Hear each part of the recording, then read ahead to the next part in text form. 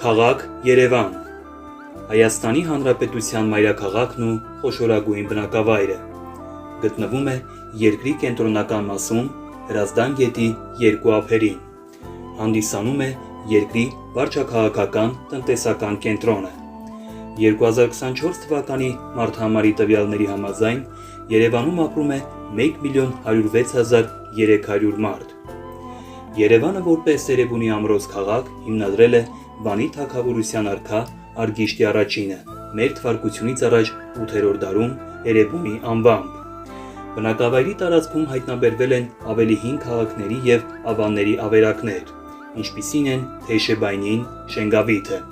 որոնք ունեն ավելի հին թվագրում։ Վաղ միջնադարում քաղաքը Մեծ Հայքի Այրարատ նահանգի Կոտայք գավառի սահմաններում էր։ Երևանն աշխարհի հնագույն քաղաքներից է։ Հնագիտական պեղումներով պարզվել է, որ մարդն այստեղ բնակվել է տասնյակ հազարավոր տարիներ առաջ։ Քաղաքի տարածքում տարբեր ժամանակաշրջաններում առաջացել և զանազան պատճառներով կործանվել են բազմաթիվ բնակավայրեր։ Ժամանակագրական առումով քաղաքի տարածքի հնագույն բնակավայրը Երևանյան կամ Հրազդան 1 քարայրն է։ Գտնվում է Երևանյան լճի մոտ, Հրազդան գետի ձախ ափին, ներկայումս Ամերիկայի Միացյալ Նահանգների դեսպանատան տարածքում, որի հնագույն ստորին շերտը թվագրվում է Մուստերյան շրջանով 100-ից 35 հազարամյակ առաջ։ Ընդհանուր առմամբ Հրազդանի կիրճում քարայրների թիվը մոտ 100 է։ Որպես հին բնակավայր հայտնի է նաև Շենգավիթը։ Այստեղ մարդիկ բնակություն են հաստատել 5-ից 6000 տարի առաջ։ Հայ մատենագիրները վկայակոչելով քաղաքային լեգենդը Երևանի անվան ծագումը երկար ժամանակ կապել են Նոյան տապանի աստվածաշնչյան ավանդության հետ։ Իբրև, երբ Նոյի տապանը կանգ է առել Արարատի գագաթին, Նոյը ջրհեղեղից հետո տեսնելով առաջին ցամաքը, որն ապագա Երևանի կառուցման վայրն էր, գոչել է Երևաց, այստեղից էլ Երևան անվանումը։ Առավել տարածված է այն տեսակետը, որ Երևան անունը կապված է Էրեբունի բերդաքաղաքի անվան հետ, սակայն կան նաև այլ տեսակետներ։ Դրանցից մեկի համաձայն հիմնադրված նոր բնակավայրի անվանակոչման համար Արգիշտի առաջինը կամ օգտագործել է տարածքում եղած ու նրան հայտնի հնագույն այլ բնակավայրի անուն, կամ կոչել է Էրի կամ Արի ցեղի անունով։ Հայկական լեռնաշխարհից ու շրջակա տարածքներից հեռացած հնդեվրոպացիների նախնիները, արիական ցեղերը, հիշում են իրենց Արի ցեղին պատկանելու փաստը և գրավոր աղբյուրներում նշում են այդ մասին։ Երևանը կոչվել է նաև Էրիվան, Էրևան, Ռևան, Այրիվան և այլ անուններով։ Երրորդ դարի սոգդիական մանիքեական մի տեքստում նշվում է, որ քրիստոնեական համայնքի կողքին պարսիկ նկարիչ մանիքեության հիմնադիր Մանիի աշակերտներից մեկը Ռավան բնակավայրում հիմնել է մանիքեական համայնք։ Սա հիմք է տալիս ենթադրելու, որ խոսքը կարող է Երևանի մասին լինել։ Վանի թագավորության անկումից հետո Երևանի շուրջ հազարամյա պատմության մասին հայ մատենագրական աղբյուրները լռում են։ Երևանը կրկին հիշատակվում է 7-րդ դարում Գիրք Թղթոցի մեջ։ Պատմիչ Սեբեոսը վկայում է, որ արաբական արշավանքների ժամանակ Երևանը վաճառաշահ և այգեշատ քաղաք էր։ Հայ ժողովուրդը 15-րդ դարից սկսած զուր գերպետականությունից Մեծ Հայքի տարածքում 1375 թվականին կործանվել էր հայկական վերջին պետականությունը, Կիլիկիայի հայկական թագավորությունը։ Անկում էին ապրել բյուզանդական կայսրությունն ու վրացական թագավորությունը։ Ասպարեզից հեռացել էին դարավոր պատմություն ունեցող բագրատունիները, արծրունիներն ու սյունիները։ Վրաց բագրատունիների հովանավորության տակ ստեղծված Զաքարյանների իշխանապետության օրոք առաջացած իշխանական տները, օրբերյանները, պահլավունիները, ռոշյանները ևս հետզհետե անկում էին ապրում։ Հայկական լեռնաշխարհով մեկցրված էին հայոց պետականության մնացորդները, մանր ու միջին իշխանությունները, որոնք ի վիճակի չէին ղեկավարել հայ ժողովրդի ազատագրական պայքարը սելջուկների, մոնղոլների և թուրքմենների դեմ։ Դարի թերևս միակ նշանակալի իրադարձությունը 1441 թվականին Կիլիկիայից կաթողիկոսական աթոռի տեղափոխումն էր Վաղարշապատ, և եկեղեցին սկսեց համախմբել հայ ժողովրդին իր շուրջ։ 1440 թվականից Երևանը դառնում է Հայաստանի վարչաքաղաքական, առևտրական և արհեստագործական կենտրոն։ 1918 թվականի մայիսի 28-ին Մայիսյան հերոսամարտերի, Սարդարապատի, Բաշ ապարանի և Ղարաքիլիսայի արդյունքում ծնվեց Հայաստանի առաջին հանրապետությունը։ Ավելի քան 400 տարի վարչաքաղաքական կենտրոնի պատմություն ունեցող Երևանը դառնում է նորանկախ հանրապետության մայրաքաղաքը։ 1918 թվականի հոկտեմբերի 30-ին Մուդրոցում կնքվեց զինադադար Անտանտի և Օսմանյան կայսրության միջև, որով վերջինս ճանաչեց իր պարտությունը և դուրս եկավ առաջին համաշխարհային պատերազմից։ Դրանով վերականգնվեցին Հայաստանի Հանրապետության սահմանները, ներառելով Երևանի նահանգը ամբողջությամբ, Կարսի մարզի մեծ մասը, Ելիզավետպոլի նահանգի լեռնային շրջանները, Սյունիքը, Արցախը և Տավուշը,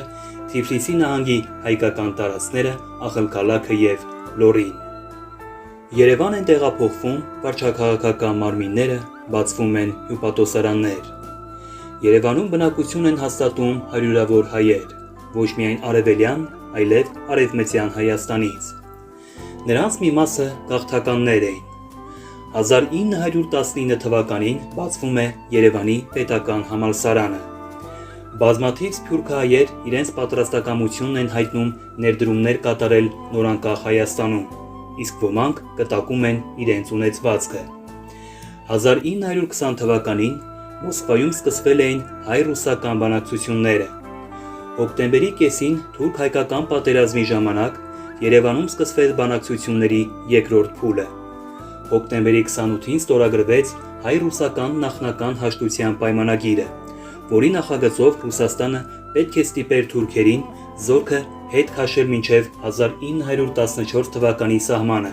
ինչպես նաև ճանաչել Հայաստանի Հանրապետության իրավունքները Նախիջևանի և Զանգեզուրի նկատմամբ։ Հայաստանը պարտավորվում էր հրաժարվել Սևրի պայմանագրից և տարանցիկ ճանապարհի իրավունք տալ խորհրդային Կարմիր բանակին զորք, զենք և ռազմամթերք փոխադրելու Թուրքիա, սակայն հոկտեմբերի 31-ին հայկական զորքը առանց դիմադրության թուրքերին հանձնեց Կարսը։ Ադրբեջանում ստեղծված Հայաստանի ռազմահեղափոխական կոմիտեն Սարգիս Կայսյանի նախագահությամբ և Կարմիր բանակի ուղեկցությամբ 1920 թվականի նոյեմբերի 29-ին Ղազախից մուտք գործեց Հայաստան, քարվանսարա և հայտարարեց Հայաստանի խորհրդայնացման մասին։ Հայկական զորքը դիմադրություն ցույց չտվեց ռուսական զորամասերին։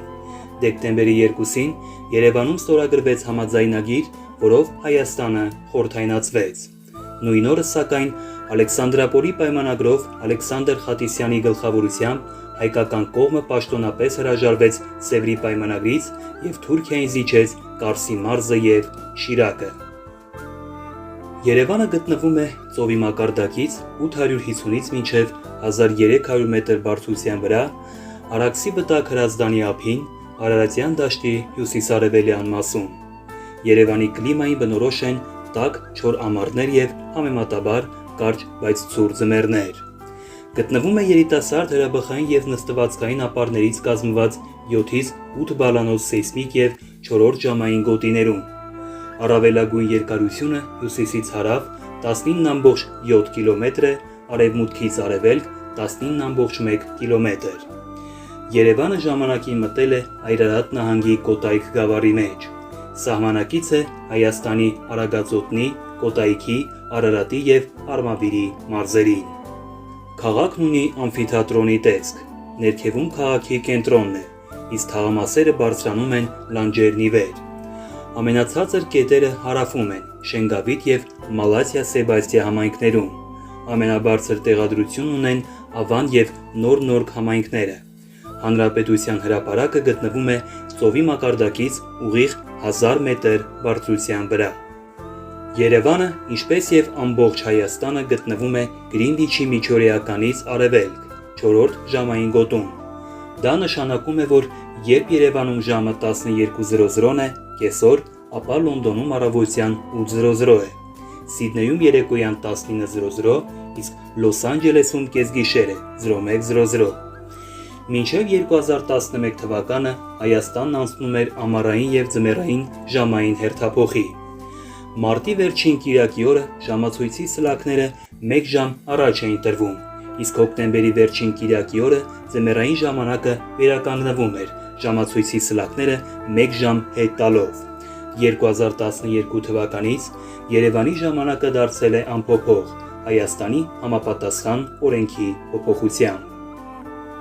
Երևանը գտնվում է բարեխառն գոտու ցամաքային հատվածում, շրջապատված լեռներով և լեռնաշղթաներով։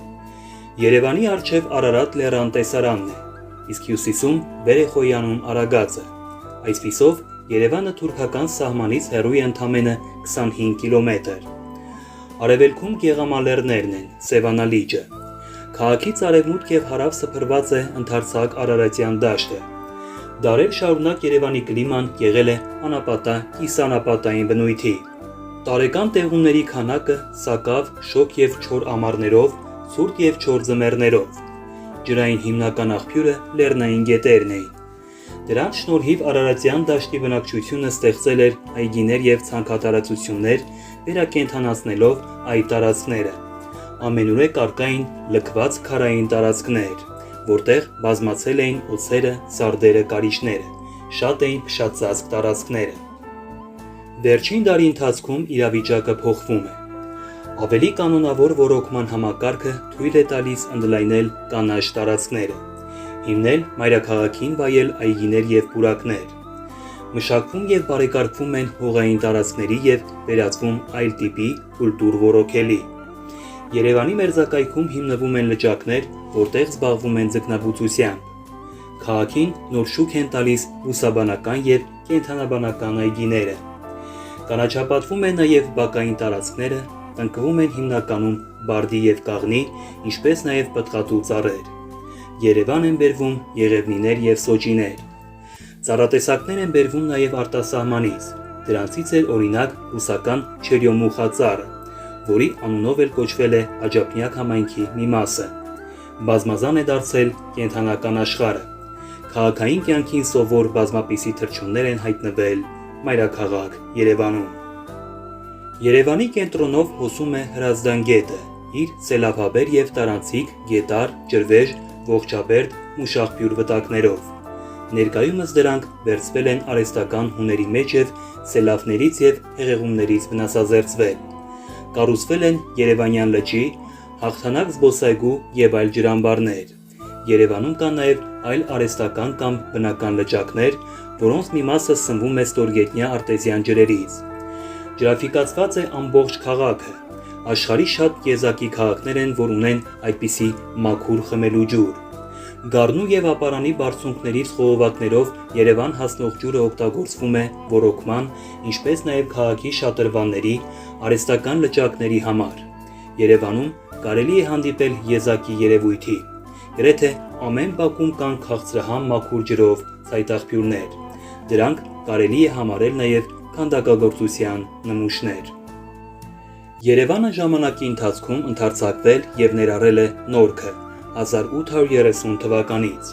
այնուհետև Քանաքեռ, Ավան, Շորբուլաղ, Վերին Ջրաշեն, Նուբարաշեն, Նոր Արեշ, Խարբերդ, Նորագավիթ, Չարբաղ, Հաղթանակ, Դավիթաշեն գյուղերը։ Ներկայումս Երևանի վարչական սահմանները սահմանված են Հայաստանի Հանրապետության վարչատարածքային բաժանման մասին օրենքով և արդյունավետ տեղական ինքնակառավարում և տարածքային կառավարում իրականացնելու, Երևանի տեղական ինքնակառավարման մարմինները բնակչությանն առավել մատչելի դարձնելու նպատակով Երևան քաղաքը բաժանված է 12 վարչական շրջանների՝ Աջափնյակ, Ավան, Արաբկիր, Դավթաշեն, Էրեբունի, Կենտրոն, Մալաթիա Սեբաստիա, Նոր Նորք, Նորք Մարաշ, Նուբարաշեն, Շենգավիթ, Քանաքեռ, Զեյթուն։ Հայաստանի Հանրապետության կառավարության 2005 թվականի թիվ 2330N որոշմամբ հաստատվել է Երևան քաղաքի 2005-ից 2020 թվականների գլխավոր հատակագիծը։